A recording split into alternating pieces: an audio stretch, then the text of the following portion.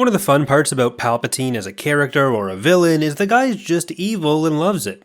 Whether he's taunting Luke about the shield generator being on, throwing Senate podiums at Yoda, or blasting Mace Windu out a window, he's always got something to cackle about, and I love that for him. But ever since the release of Outbound Flight in 2006, there's been a discussion about the idea that Palpatine was building the Empire specifically because he thought it was the best or only way to defend against the Yuuzhan Vong, based on conversations in that book, and I think sometimes it's done in a way that is attempting to either justify or kind of whitewash Palpatine's actions, so I want to explore that a bit. First, and as briefly as possible in case you're not familiar with them, the Yuuzhan Vong were a species of extragalactic invaders who used entirely organic technology. Their ships were all living organisms, their weapons were all living organisms, even doors and clothes were all living organisms. The war against them was from 25 to 29 years after the Battle of Yavin and covered in the New Jedi Order series, and it was easily one of, if not the most devastating wars in galactic history, destroying several planets and even briefly turning Coruscant into a community garden. Outbound Flight by Timothy Zahn is set 50 years before that war and tells the story of Thrawn's earliest contact with the Republic and agents of Palpatine. There's a Jedi-led mission called Outbound Flight, where 6 dreadnoughts were arranged around a central storage core and then were sent out in an attempt to explore outside of the galaxy. If they found suitable worlds along the way, one of the dreadnoughts could separate and land to build a colony, while the others could continue on. Palpatine, in the guise of Darth Sidious, had sent out a Trade Federation task force consisting of 2 Lucrehulks and 13 smaller escorts to eliminate it. But the task force was intercepted and destroyed by a small picket force of the Chiss Expansionary Defense Fleet under the command of Force Commander Thrawn. Impressed by Thrawn, Kinman Doriana, the aide of Palpatine overseeing the Trade Federation fleet, offered to introduce Thrawn to his master Sidious, hoping to gain Thrawn's cooperation and liking this video and subscribing for more, in the destruction of Outbound Flight. This was important because, in the words of Doriana, there was an invasion coming, quote, "A massive assault force of dark ships, shadowy figures, and weapons of great power, based on organic technology of a sort we've never seen before. We believe these far outsiders, as we call them, already have a foothold at the far edge of the galaxy, and even now have scouting parties seeking information on worlds and peoples to conquer," end quote. So Doriana and Sidious believed that if the Outbound Flight was to leave the galaxy, it could be intercepted by the far outsiders, the Yuuzhan Vong, and the information gained by them could be used to spur an earlier invasion before the galaxy was ready. Thrawn asked why he hadn't been told this earlier before destroying the task force, and Doriana said it was because the rest of the task force didn't know, and in fact very few in the galaxy did know. Palpatine, according to Doriana, only planned to tell anyone about this threat once he had, quote, "turned the Republic's chaos into order, when we built an army and a fleet capable of dealing with the threat," end quote. So Doriana put Thrawn into contact with Palpatine, who was similarly impressed with what the Chiss commander had accomplished. Thrawn probed a little bit more about what information Palpatine had about the Far Outsiders, later on confirming to Doriana that he knew they were telling the truth because the Chiss fleet had already fought the Yuuzhan Vong in the past.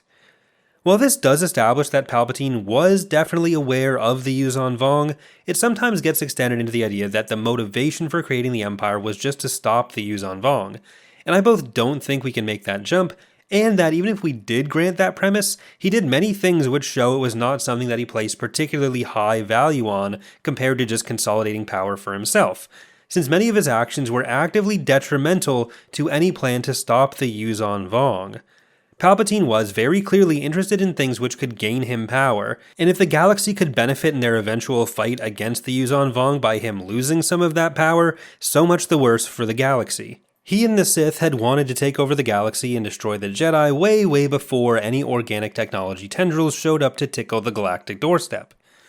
First, authoritarians are always pretty quick to justify the complete seizure of power as a means to secure their nation against some internal or external enemy, and this enemy always exists in some form. Palpatine does this repeatedly himself with the Separatists, the Jedi, the Rebels, and so on.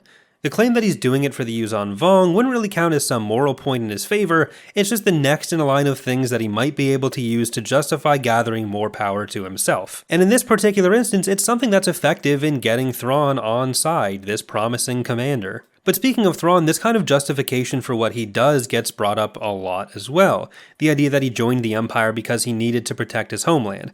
But this again is one of the most common bits of authoritarian or fascist propaganda you can find. It presupposes not just that they are right about the nature of whatever perpetual threat exists that justifies them taking power, they're also right that this is the best or even only way to oppose that threat. In the Yuzan Vong War books, and even in books which follow, the idea that the Vong War would have been much less destructive if the Empire had been left in charge is often floated. But Han Solo pretty quickly squashes this notion in Destiny's Way, saying, quote, "What the Empire would have done was build a super colossal Yuzan Vong killing battle machine. They would have called it the Nova Colossus or the Galaxy Destructor or the Nostril of Palpatine or something equally grandiose.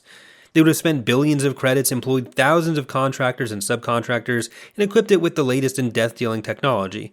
And you know what would have happened? It wouldn't have worked.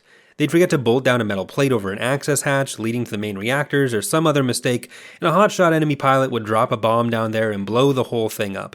Now that's what the Empire would have done." End quote. And honestly, I mostly side with Han on this.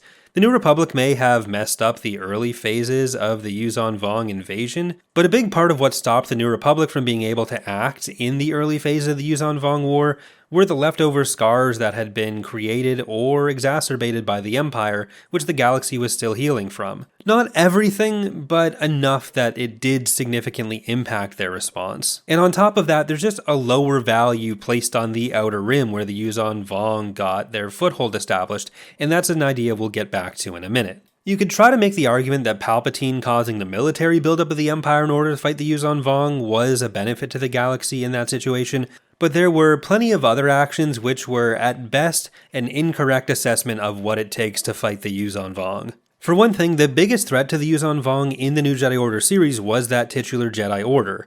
Much of the Vong war effort was aimed at shutting down the much smaller Jedi Order led by Luke Skywalker.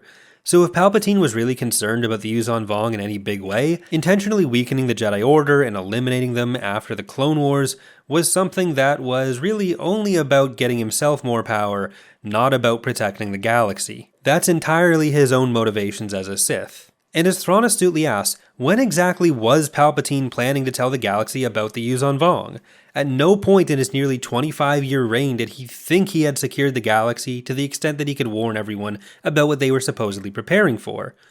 I guess the chaos was just never cleaned up enough, but throughout this period, the reorganization we see against the Empire is a response to the Empire's authoritarianism and oppressive and exploitative actions, many of which can't be rationalized as part of the Empire's plan to stop the Yuzan Vong. Again, even if you take the most generous interpretation of everything Palpatine did as being, in his mind at least, for the benefit of the galaxy against the Yuzan Vong, and then you just want to place all the blame at the Rebels' feet for taking him down and dooming the galaxy, the Rebels had no way to know that this is what was being done or why. You can probably stop the Yuzan Vong without enslaving entire species like the Wookiees or wiping them out. Are Rebel Cella supposed to look at that and say, oh no, this is probably in service of stopping an invading force in 20 years? Palpatine is creating all of these problems himself. He did have plenty of opportunities to tell more people about the Yuzan Vong, even just higher ups in the Imperial fleet, but considering the knowledge of it seemed to die with him, Thrawn, and Doriana, the inability of anyone else to prepare within the galaxy still lays at their feet. The claim of wanting to avoid causing panic really falls flat when you're also willing to make a weapon called the Death Star and annihilate a planet in order to maintain your own political control, something which is equally ineffective because, as Leia says, the more they tighten their grip, the more systems slip through their fingers. It only served to heighten divisions within the galaxy, and one of the things the Yuzan Vong did best was exploit divisions through infiltration. The threat the Yuzan Vong posed wasn't just about the military threat, it was also the political threat and their ability to exploit those weaknesses. If Palpatine could be brought down by the rebels alone, imagine if the Empire had continued long enough for the Yuzan Vong to start infiltrating. Moreover, we have another example where Palpatine knew about some other galactic invaders, but while he wanted to make sure they didn't pose a threat to him, that didn't mean he actually planned to stop them.